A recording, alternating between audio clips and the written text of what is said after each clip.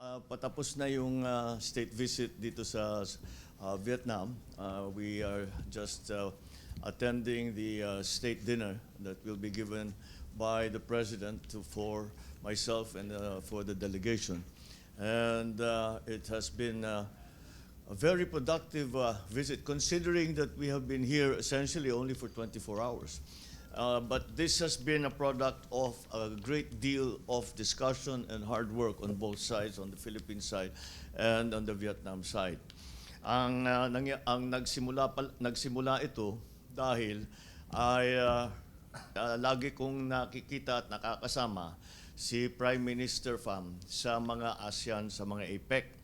At during that time, linapitan ko siya at sinabi ko dapat mayroon tayong usapan, tayong Vietnam at saka Pilipinas, na hindi tayo magkakagulo. Kahit na nagkakagulo yung iba, tayo dapat ay gumawa tayo ng agreement na hindi tayo hindi tayo papasok diyan sa gulo na yan. And that is then after several meetings, I think 4 or 5 meetings, meron din silang pinopose tungkol nga sa trade in rice specifically. Sinasabi, dahil nabanggit ko rin, na tayo ay number 2 yata na importer galing sa Vietnam. Kaya importante rin sa kanila yung ating exchange. At siyempre para sa atin, very important yan because it is a way to assure that we have a sufficient supply of rice.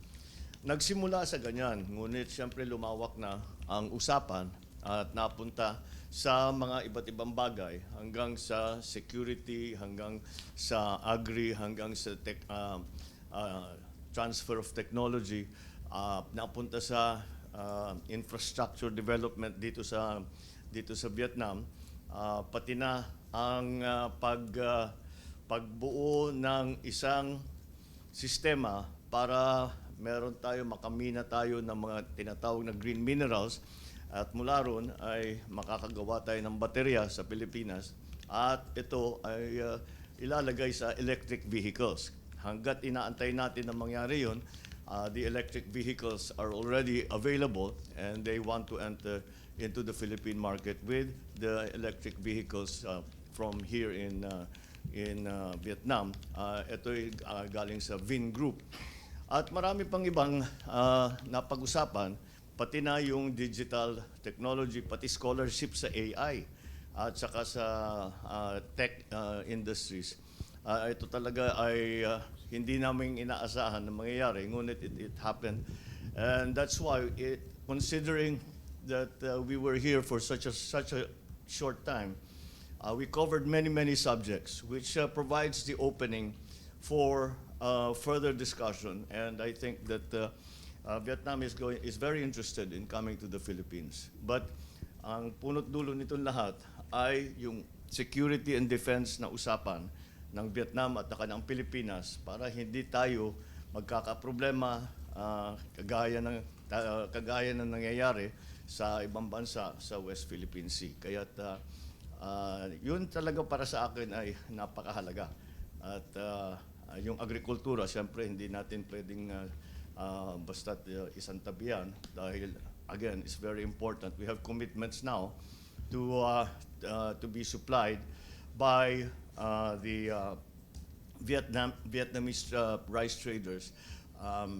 Pinag-uusapan ng amounts at iniikot ni Secretary Kiko Laurel yung kanilang mga ibang lugar, dinala siya sa mga research stations, sa kanilang mga farms. At ang sabi niya sa akin, marami siyang natutunan at marami siyang nakikita possibilities ng mga potential na pwedeng palaguhin. So just from those two, I think already we have achieved very much in this very short time. But considering that many other subjects came into play as well, again, marami tayong pwedeng i-develop na potential. Ang ating naging arrangement sa kanila ay yung aking laging sinasabi na kasi yung Vietnam at saka yung Pilipinas, in terms of the economy, in terms of all of that, it is, we are very similar. So sasabihin, bakit kayo nagtutulungan? Dahil ang sinusundan natin is let us compete, but let us also cooperate every possible chance that we have. At naunawaan naman talaga nila, and they agreed that that is the way forward. So that is in essence, what we have been able to do and what we have been able to achieve on this trip to Vietnam this time. So now I'll open the floor to your questions. Christina Maralit from Manila Times. Good afternoon po, Mr. President. Sir, in your recent trip to Japan, nabanggit niyo po that the ASEAN must forge its own code of conduct with regards to the South China Sea. And katulad nga po ng nabanggit ninyo, it's imperative na magkaroon tayo ng agreement with Vietnam regarding this. How soon po ninyo inaasahan for this to be crafted, and have you taken this up with the Vietnamese President and the Prime Minister? We're pretty much there. Yun yung memorandum of understanding na ating ginawa between our two coast guards, pati yung mga plano na magkakaroon ng joint cruises at joint exercises this year, 2024. So talagang yung sinasabi ko noon na magkaroon ng agreement, kung hindi natin matapos ang code of conduct with ASEAN and China, ay sabi ko, gawin natin bilateral lang muna ng members of ASEAN para naman hindi na natin kailangan alalahanin na magkakaproblema tayo sa Vietnam, magkakaproblema tayo sa Brunei, magkakaproblema tayo sa Malaysia, etc., etc. So that is what that's the effort that we're trying to do, and we have succeeded in that to a certain measure here in Vietnam. Thank you, sir. Thank you.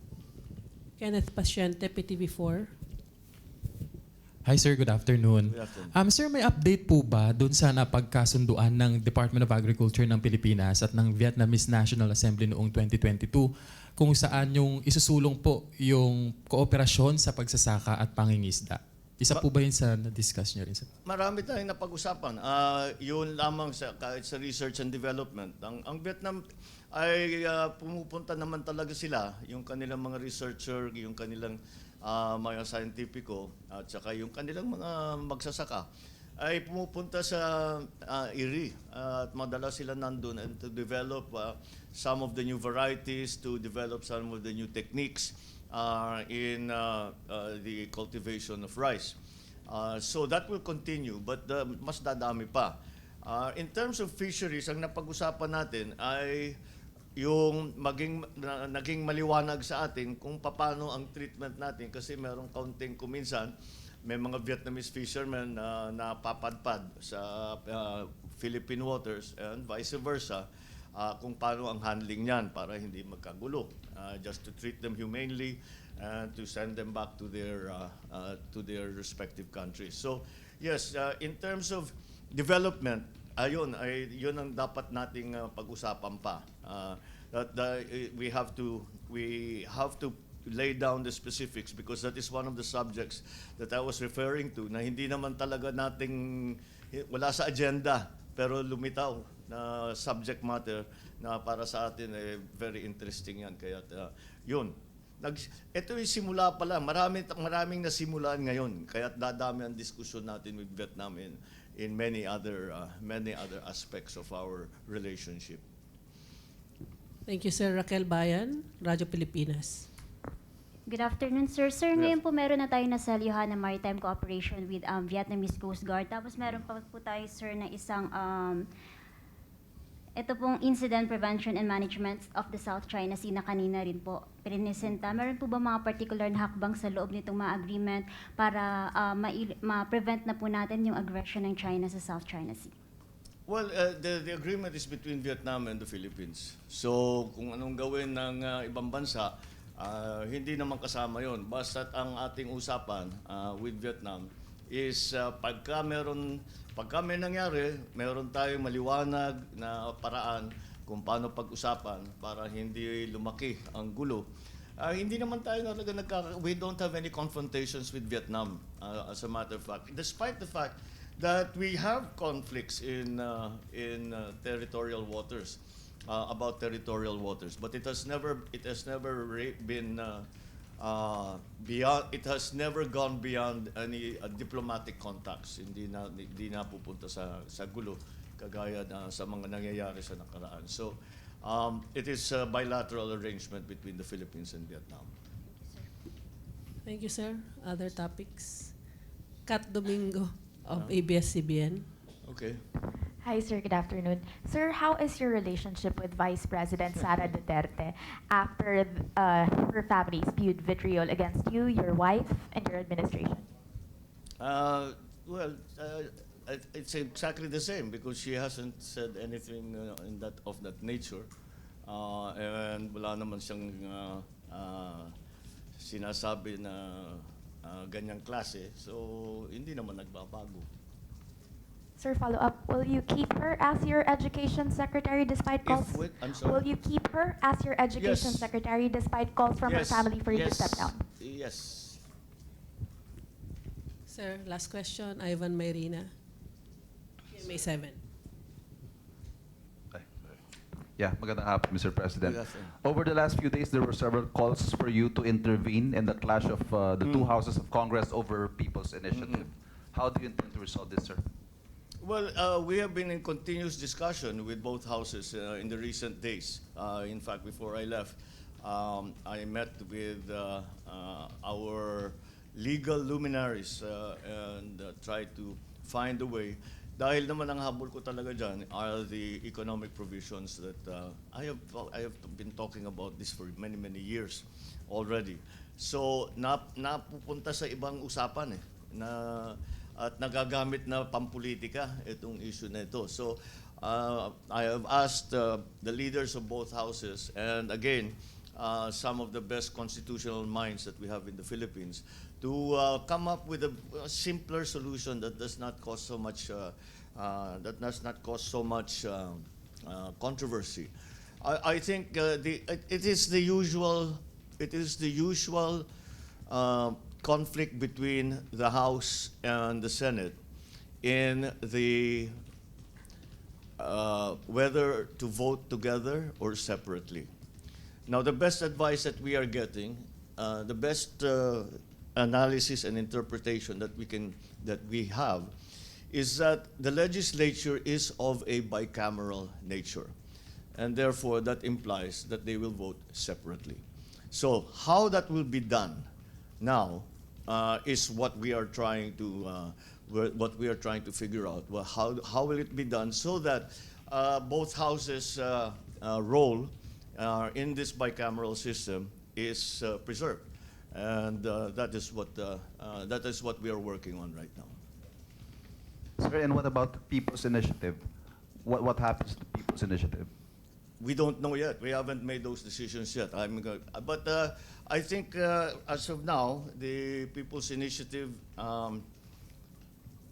is they're continuing, but that is not. I don't know if that is still one of the options that remains to us.